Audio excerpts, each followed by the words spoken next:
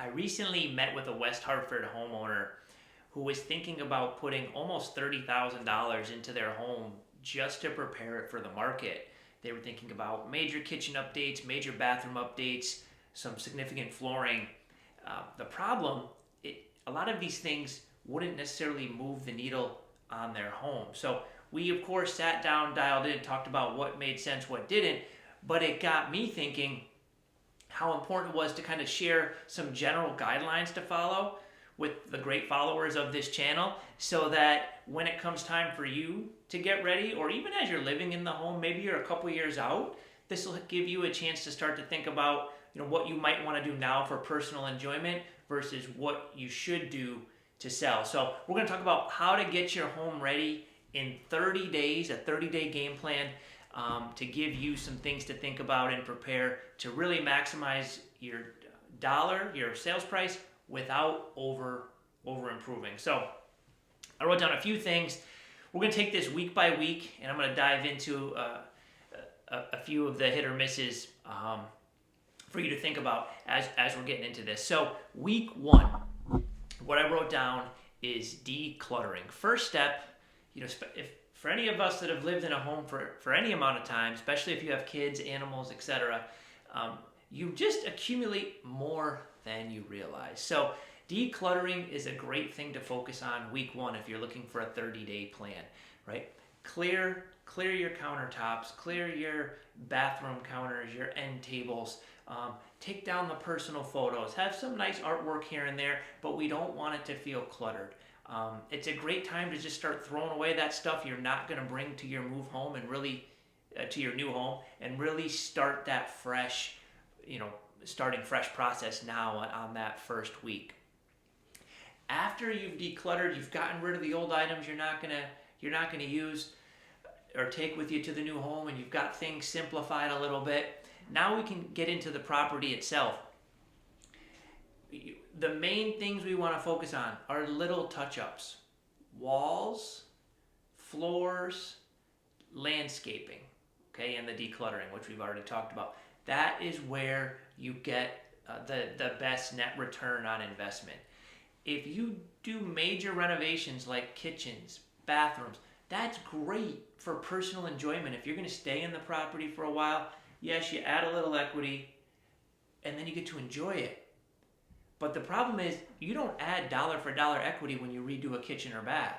You might get 70, 80 cents on the dollar best case, but you got to remember that new buyer's not going to totally agree with every personal selection you made, from the knob choices to the color cabinets, countertop, backsplash style, etc., appliances, right?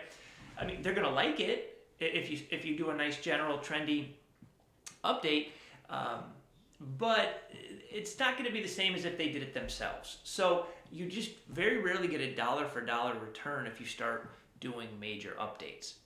So what do you get a return on? The declutter for sure, because no buyer wants to go in there and just see stuff everywhere and not be able to envision themselves living there. That's going to be a big turn off. Two, these light touch-ups we talked about, and this is what week two is all about. Maybe, if there's scuffs all over the wall, you're beyond touch-up paint the room a nice neutral color, right? If your trim is all beat up, paint the trim, right? If you have a little nick here or there, hit it with a little touch-up paint if you have it. These paint stores, hardware stores are really good at matching, and especially if you have the old color, that's even better. But even if you don't, they're really good at matching. If you have some type of, piece somewhere you can bring to the store where you can get it pretty close and have it looking good.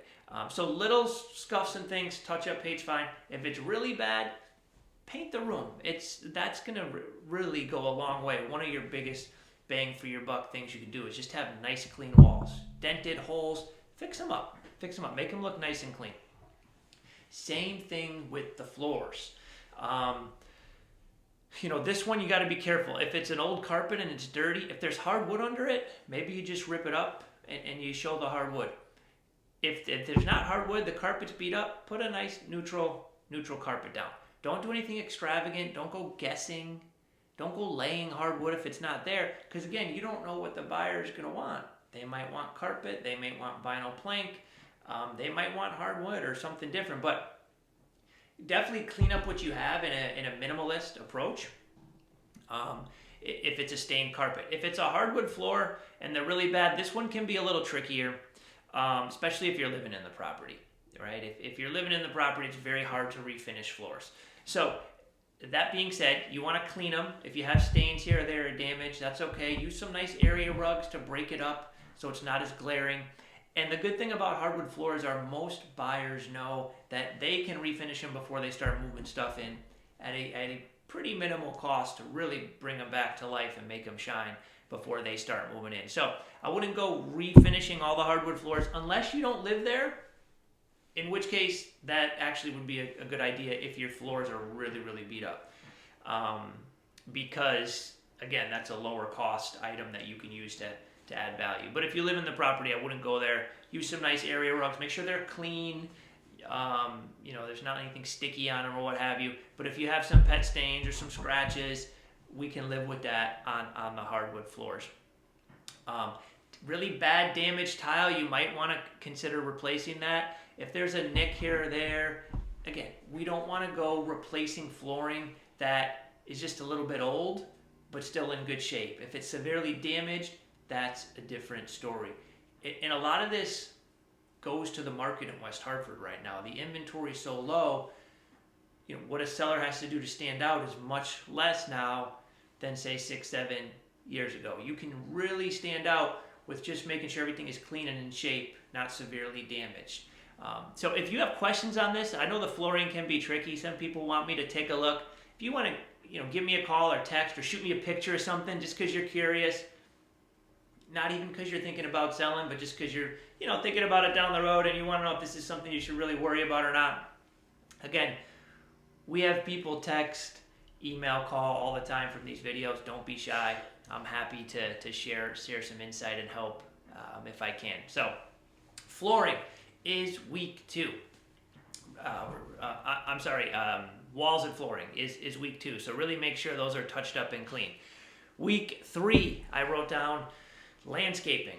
Landscaping is another big one. With some minimal investments, it can go a long way.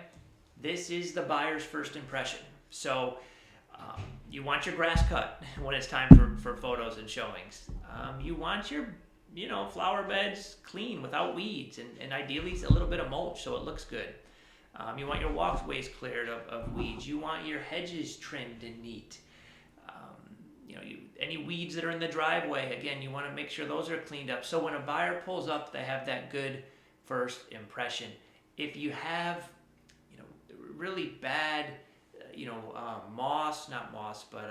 mold or mildew on the side of the house, just power wash it so it's nice and clean. These are minimal things you can do. Yes, there's a cost, but you will get your money back for those costs because it is a good first impression. So stay away from the major stuff. Let's just clean up what we have. Week 3 is all about the outdoors. Now we have a decluttered home. We have touched up inside. We have outdoors that's ready. You're basically there. Week 4 is finishing touches, right? Doing those little things on the inside so we can have the photographer. We do want the photographer to come week 4. This should be a professional photographer who has done a bunch of real estate photography to make sure your home shines the brightest in the marketing. This is happening week 4 as well. But before the photographer comes, we want to do the little things. Maybe it's a little throw blanket over a stained arm on your couch, or maybe it's an area rug on to break up the hardwood floors that have a couple stains on them, and you're just trying to dress it up and look nice. Maybe it's a bowl of green apples on a white countertop. Little things like that. Again, we're not cluttering. We're just adding a few finishing touches based on the house. These are the little things that go a long way in helping a buyer's first impression. Here's the thing about West Hartford. It's an old town. Homes are old. There are very few home inspections where the inspector goes in there and doesn't find anything. They're going to find something. As long as you have the home presentable, you get to the contract, now you take on that home inspection as a different piece. Trying to prep for everything that could go wrong in a sale will cost you a lot of money. And the sellers that I've had try that in the past, other things end up coming up anyway, and now they've tried to spend so much money and time on other problems that may or may not, have come up as we got into the process. So I wanted to spend a little time to really make a concise 30-day plan for you of the things that will matter in the sale so that you can put your time in a place that will give you the best return versus you just guessing and spending money on things that aren't really going to move the needle. So obviously, I always say real estate situational. If you have any questions about your house, planning on how to best prepare it for the market whenever you're ready, even if it's down the road, I am here. I hope this video is helpful, and you have a great week.